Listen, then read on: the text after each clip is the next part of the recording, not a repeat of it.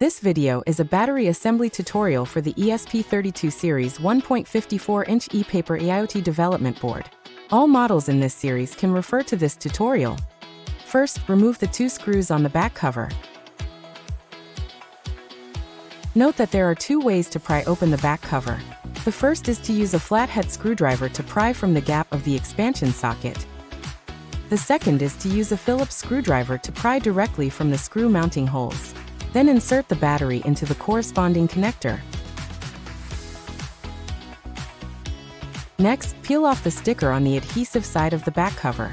When attaching the battery, make sure the battery does not extend beyond the back panel.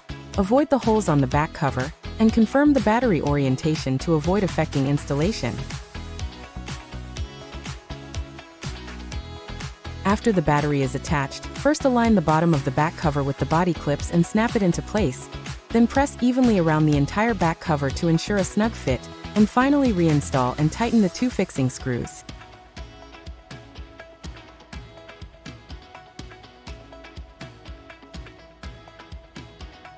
At this point, the battery assembly is complete.